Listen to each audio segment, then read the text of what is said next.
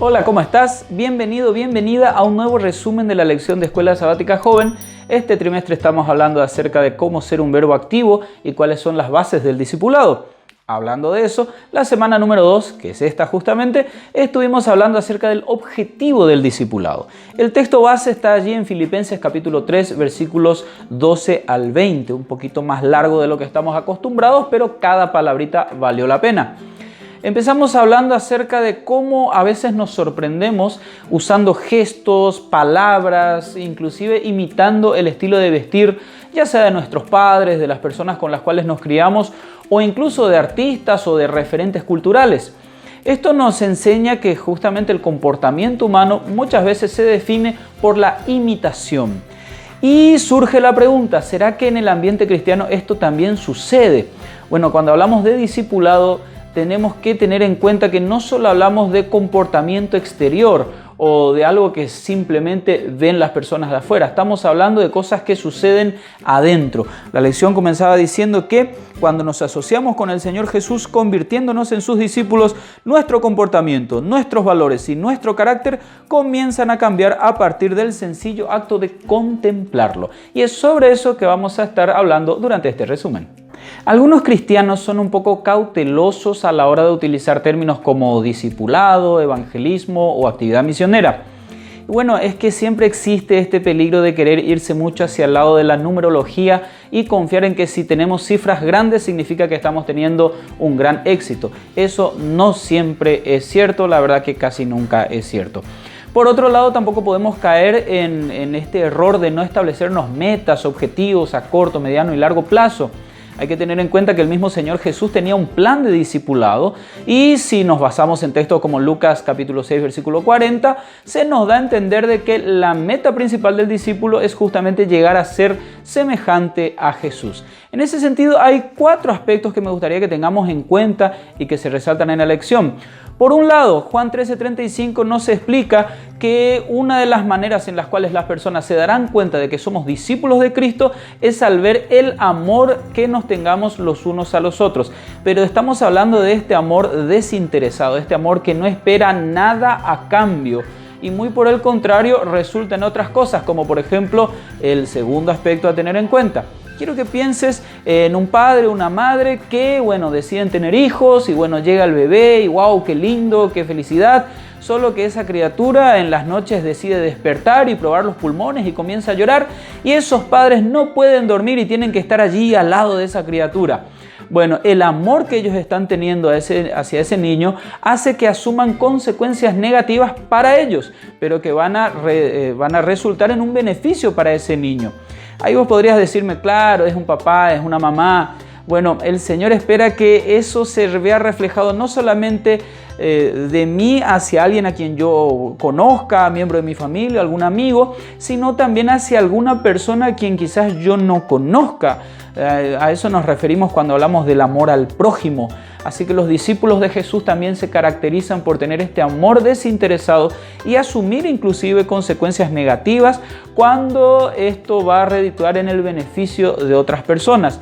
El tercer aspecto que se basa justamente en Mateo capítulo 16, versículo 24. Allí Jesús te dice, el que me siga, debe tomar su cruz, debe negarse a sí mismo y seguirme. Y ahí uno puede decir, ok, esto se va profundizando demasiado, ya no solamente asumir ciertas consecuencias negativas, de repente perder horas de sueño o caminar un poquitito más para que alguien conozca la palabra del Señor, sino que ahora debo privarme inclusive de algunas cosas que estaría lindo tenerse, estaría muy bueno poder disfrutarlo. No estamos hablando de algún tipo de masoquismo cristiano, no, por favor, no pienses en eso. No es que también por los kilómetros que camines el Señor te va a dar más estrellas para tu corona, no, nada que ver. Estamos hablando de cristianos que así como Jesús lo dejó todo para que podamos recibir la vida eterna, ahora como a cambio nosotros también lo dejamos todo en la cancha para que otras personas puedan conocer a ese Jesús. Y allí viene el cuarto aspecto. Marcos capítulo 1 versículo 17, el Señor Jesús llama a sus discípulos y les dice, ustedes serán pescadores de hombres. toma esta profesión que ellos tenían y que ellos conocían perfectamente y la usa como aplicación. Bueno, ustedes no es que dejan todo en el mundo y ahora se rascan la panza esperando a que el reino de los cielos se manifieste. Nada de eso. Vamos a estar de manera activa buscando a otras personas. Así como ustedes fueron salvados, también van a ayudar a salvar a otras personas. Cuando hablamos de discipulado y de un montón de otras cosas que encontramos en la Biblia, suele suceder que la persona lo define todo conforme a lo que siente, a lo que cree y a lo que ve. Bueno, nosotros debemos utilizar apenas la Biblia como regla de fe y conducta. Así que utilizando este texto base de esta semana de Filipenses capítulo 3 versículos 12 al 20, encontramos algunos detalles que tienen que ver un poco con lo que es ser realmente o qué implica el proceso del discipulado. Si vemos ahí en el versículo 12, cuando Pablo nos dice que él todavía no ha alcanzado lo que está buscando, entonces ya tenemos este concepto de proceso. El discipulado es un proceso continuo, no es algo que de la noche a la mañana y ya terminó. El versículo 13 nos habla acerca de que hay que muchas veces negarse a muchas cosas. De repente olvidar incluso algunas costumbres, negarse a algunos principios que hasta son aceptados en mi cultura, pero que no son bien vistos desde el punto de vista divino. Versículos 13 y 14 hablamos acerca de que debemos aceptar y seguir a Jesús, pero que esto también implica un esfuerzo personal, ¿sí? Sí, el Espíritu Santo, Dios nos da todo el poder que necesitamos, pero yo también tengo que tomar ciertas decisiones. Y el versículo 17 habla acerca de que qué lindo sería que otras personas puedan ser imitadoras mías, justamente así como yo estoy imitando a Jesús. Así que en eso consiste el discipulado también, en yo imitar a mi maestro y también buscar a otras personas, ganarlas para el reino y también involucrarlas en este proceso de ellas también ser semejantes a Jesús para que a su vez vuelvan a alcanzar a otras personas, y te das cuenta de que esta es una cadena que nunca termina. Justamente eso es lo que se espera de un discípulo.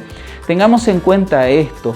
Es cierto que nosotros tenemos que dedicar tiempo a la comunión, al estudio de la palabra, a la oración, y es cierto también que un discípulo al aceptar este compromiso de seguir a Jesús acepta creencias y tiene que adquirir nuevas prácticas, como por ejemplo honrar y guardar el día sábado, o comenzar a dar el diezmo, o asistir a la iglesia los sábados a la mañana o en otro horario.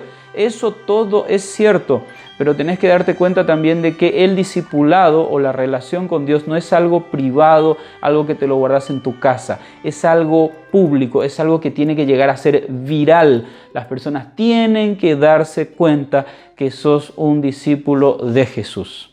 La eterna controversia. ¿Qué es más importante, la labor interna o la labor externa cuando hablamos de la iglesia?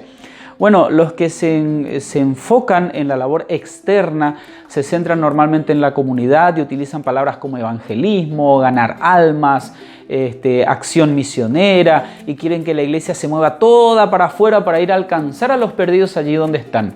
Por otro lado, tenés las personas que dicen, espera un poquito, no podemos salir si es que primero no nos capacitamos. Y entonces hablan de nutrición espiritual, crecimiento personal, espiritualidad, santificación. Bueno, sabemos perfectamente que los extremos siempre son malos. Si nosotros solamente salimos pero no nos preparamos para salir, entonces no tenemos nada para darle a las personas que están allí afuera. Por otro lado, si es que yo solo me quedo aquí adentro y me estoy llenando de alimento espiritual, llegará el momento en que voy a sufrir un problema de sobrepeso espiritual que no me va a permitir moverme para poder alcanzar a los demás. Alguien utilizó esta metáfora: vos tenés dos piernas, necesitas que una se despegue del piso y vaya para el frente, pero la otra sigue atrás sosteniéndote y dándote equilibrio para que puedas avanzar. Y de esa manera vas un paso, un paso, un paso hasta llegar a tu destino. Así que recapitulando, sí, tenemos que salir a alcanzar a los demás, pero también tenemos que prepararnos primero. Una vez que estamos preparados, también tenemos que salir. En el libro Servicio Cristiano, Elena White varias veces menciona inclusive el hecho de que mientras que voy hablándole a otras personas, voy enseñándole la palabra, yo mismo voy aprendiendo. Y que también para que yo pueda enseñar, yo mismo debo aprender. Es una paradoja, un círculo que nunca termina, pero justamente en eso consiste el discipulado. Como cada semana terminamos con algunas citas del Espíritu de Profecía, específicamente del libro El Evangelismo, páginas 356 a la 358. Elena White escribió varias citas, pero yo me quedo con esta joya. La mejor medicina que pueden dar a una iglesia no es predicar o sermonear, sino planear trabajo para sus miembros. Si se lo pone al trabajo, el desalentado pronto olvidará su desaliento, el débil será fuerte, el ignorante inteligente, y todos estarán preparados para presentar la verdad tal como es en Jesús. Encontrarán un auxilio infalible en el ser que ha prometido salvar a todos los que vienen a Él.